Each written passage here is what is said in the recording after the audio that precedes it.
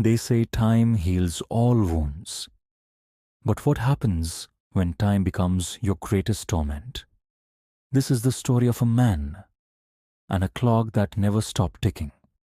He was a man of routines, obsessed with punctuality. He believed that controlling time was all he needed to keep his life in order. Every minute counted. Every second mattered. He timed his morning commute, his meals, his work routine, and even his rest. Time could not be wasted. Until that day. Upon entering an antique shop, something caught his eye. A large, heavy wall clock. Its frame was ornate, made of dark wood and carved with intricate details. But there was something strange about it. The clock had no hands.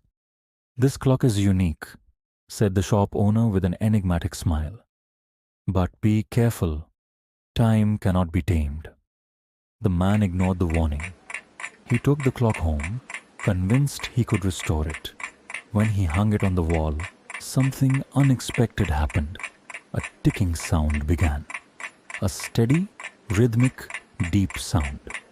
For the first few days, the sound seemed ordinary, even comforting. He grew accustomed to the background noise while reading, working, and even sleeping. But as time passed, the ticking grew louder, more insistent. He tried to ignore it, but it was impossible. One night, exhausted, he got out of bed and decided to turn off the clock. But there was no visible mechanism, no gears, no batteries, nothing that could be removed to stop the sound. The ticking followed him through the house. It grew. It echoed through the walls.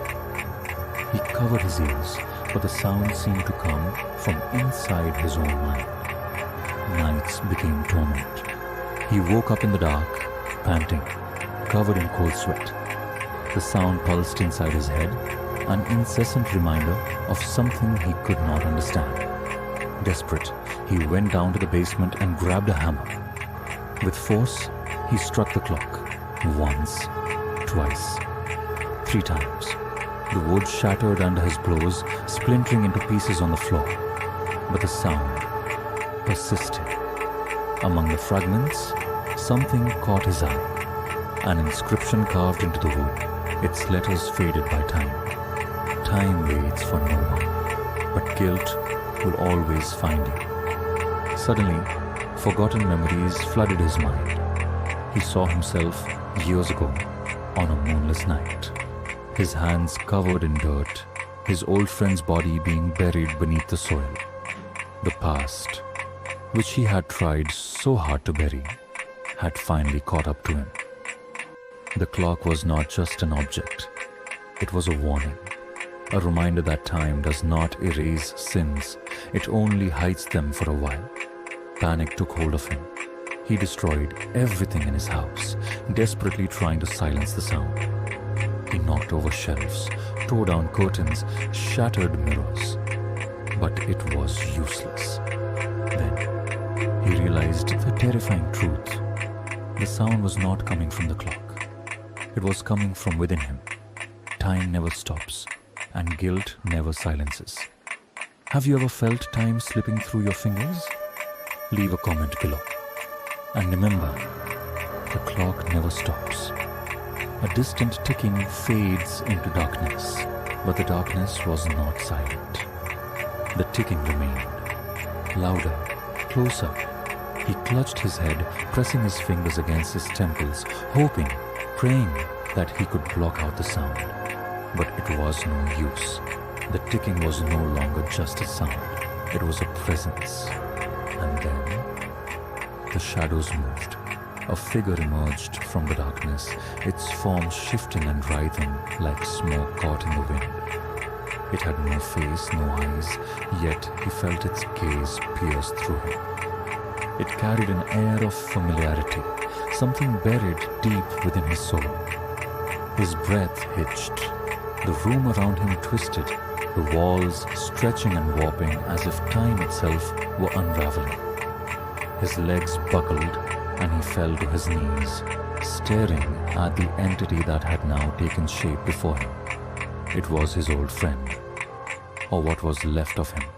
The spectre reached out, fingers elongated, skeletal, dripping with the dirt from a long-forgotten grave.